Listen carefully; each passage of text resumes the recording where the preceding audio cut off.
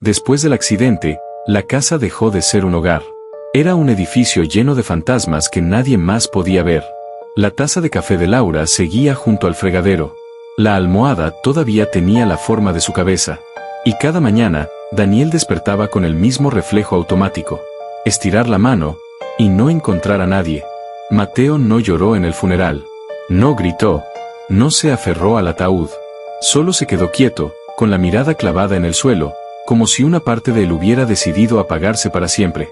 Las noches se volvieron insoportables. Daniel escuchaba pasos que no existían, puertas que crujían solas, y una respiración que nunca estaba seguro si venía de él o de la casa. Entonces llegó la oferta de trabajo en aquel pueblo sin nombre. Un lugar tan olvidado que ni siquiera aparecía en Google Maps. Allá podremos empezar otra vez, le dijo a Mateo mientras empacaban. Allá nadie sabe quiénes somos. Mateo asintió sin levantar la vista. Y por primera vez, Daniel tuvo miedo de que su hijo ya no estuviera completamente ahí. El letrero estaba torcido, sostenido por una sola cadena oxidada. Bienvenidos a San Jerónimo. No había nadie para recibirlos. Ni un policía. Ni un vecino curioso. Ni siquiera un perro. Solo casas alineadas como tumbas, con ventanas cerradas y cortinas amarillas por el polvo de los años. Mateo pegó la frente al vidrio del auto. «Aquí viven personas, papá». Daniel no supo qué responder. Avanzaron despacio por la calle principal. Un columpio chirrió con el viento frente a una escuela abandonada. Las risas parecían haberse evaporado del lugar. El GPS dejó de funcionar. El celular marcaba sin servicio. Era como si el pueblo hubiera decidido quedarse fuera del mundo. La casa que les asignaron estaba al final de una calle sin salida. 2 pisos. Techo bajo. Árboles tan altos que la luz apenas lograba colarse entre las ramas. Cuando entraron, el olor a madera húmeda los envolvió. «Aquí vamos a estar seguros», dijo Daniel, sin creérselo del todo. Mateo dejó su mochila en el suelo. Y por primera vez desde el accidente, sonrió. Pero no fue una sonrisa de alegría. Fue una sonrisa como si alguien más, por fin, hubiera encontrado donde esconderse. Durante días, Daniel intentó que la rutina lo salvara. Desempacaron. Ordenaron la casa. Caminaron por el pueblo buscando una tienda, una escuela, algo que indicara vida. Pero San Jerónimo no respiraba. Las calles estaban cubiertas de hojas secas que nadie barría. Los comercios tenían letreros viejos que anunciaban ofertas de hacía más de 10 años. Y cada vez que preguntaba por el mercado, la gente bajaba la mirada y cambiaba de tema. Fue una tarde nublada cuando Daniel vio el camino de tierra. Un desvío estrecho, oculto entre árboles muertos. Al final, apareció la feria. Carruseles detenidos como relojes rotos. Casetas de tiro al blanco con peluches podridos colgando. Luces apagadas que aún así parecían observar. Y en medio de todo, un solo puesto abierto. Ni música, ni luces. Solo un hombre viejo, sentado de espaldas, sosteniendo algo colgado de su mano. Cuando Daniel se acercó, lo vio con claridad. Un títere antiguo. Ojos de vidrio empañado. Boca cosida con hilo negro. Cuerdas gruesas y estiradas, como si alguien hubiera jalado de ellas con furia. «¿Cuánto cuesta?», preguntó. El anciano no se volteó.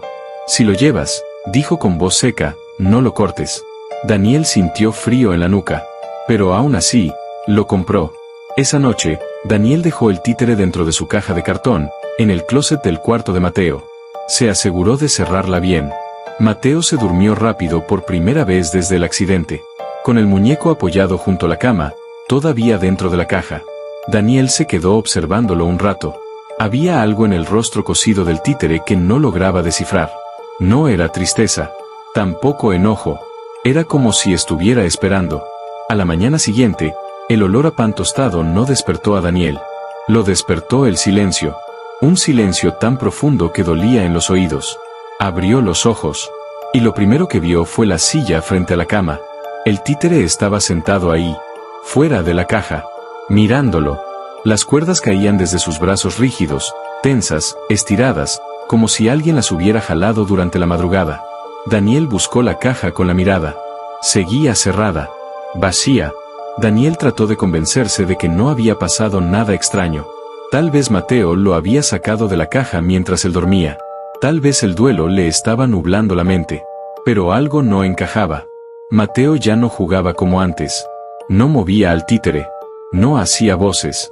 Se sentaba frente a él, y escuchaba. Como si el muñeco fuera el que estuviera hablando. ¿Qué te cuenta Bruno?, preguntó Daniel una noche desde la puerta. Mateo levantó la vista despacio. Dice que cuando tú duermes, la casa se mueve.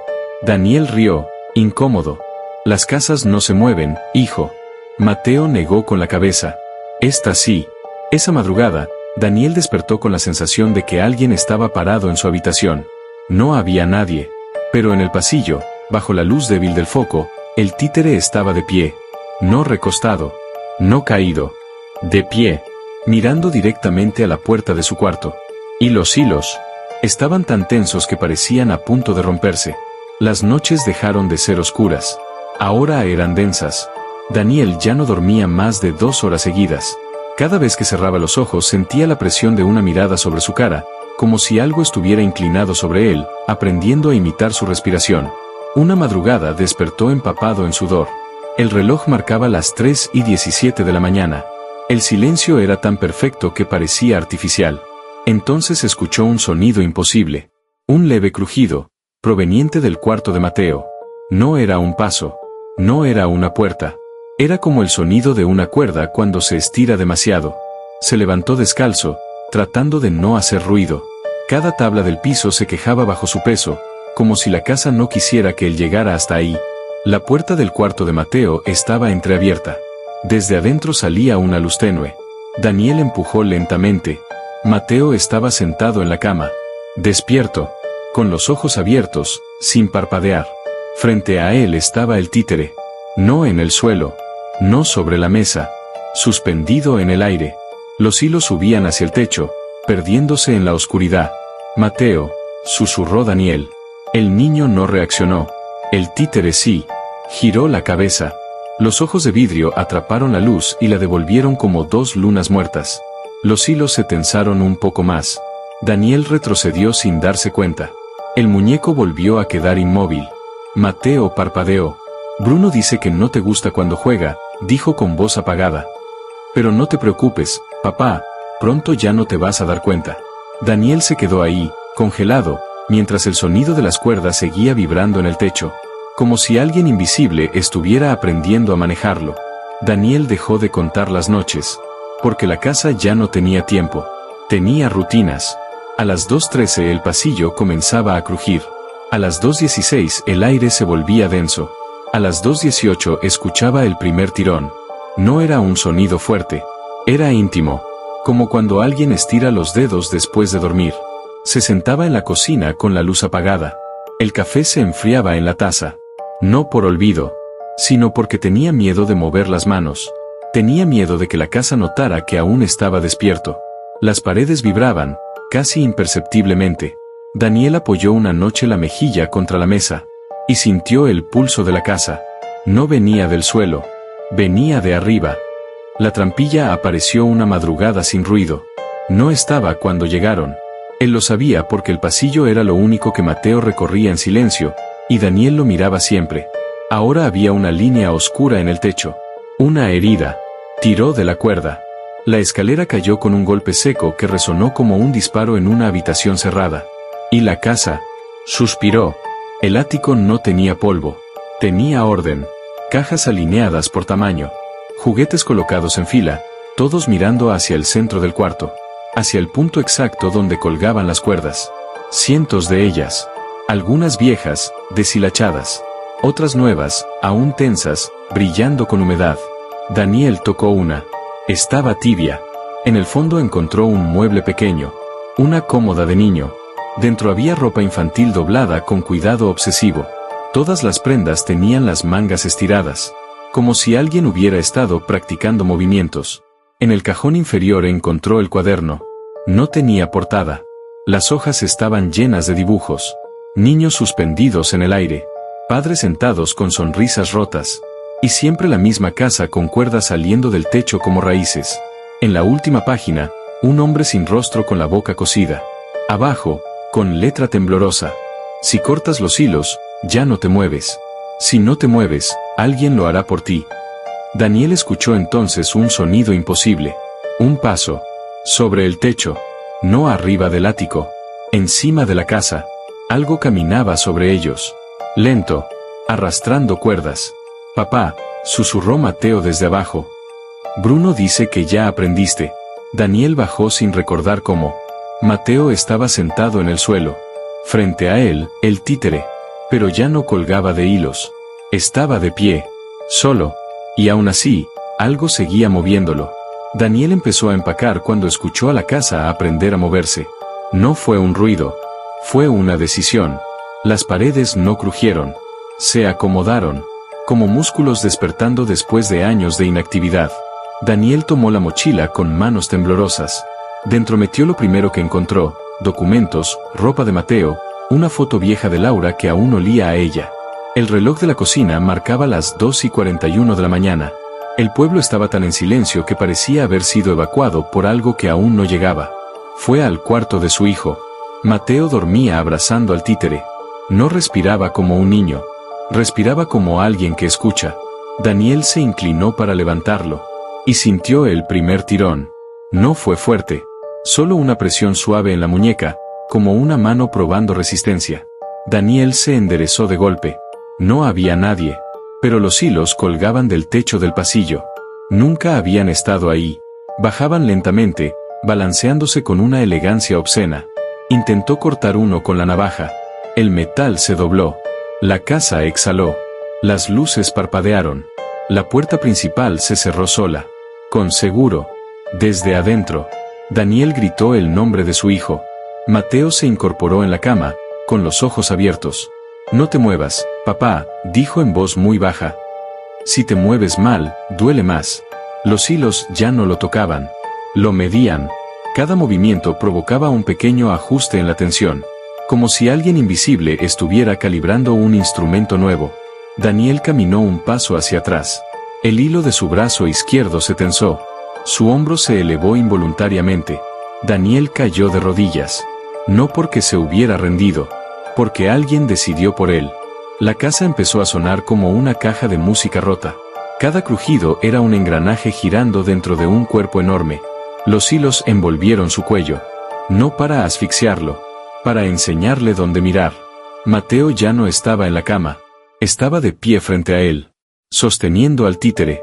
«Bruno dice que ahora sí te va a doler», susurró. El títere sonrió. O al menos eso creyó Daniel. Porque la sonrisa parecía crecer cada vez que él intentaba moverse. Daniel fue llevado hasta la silla del comedor. No caminando. Interpretado. Sus brazos se levantaban y bajaban con movimientos que no eran suyos. La boca se le abrió sola.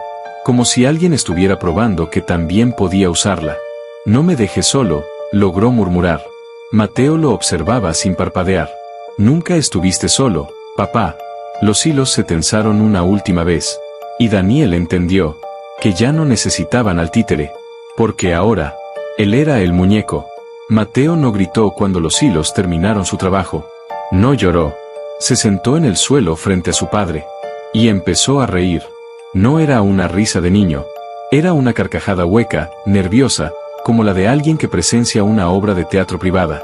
Daniel estaba en la silla, con la espalda rígida, los brazos levantándose y bajándose solos, la cabeza girando con movimientos torpes, forzados, antinaturales.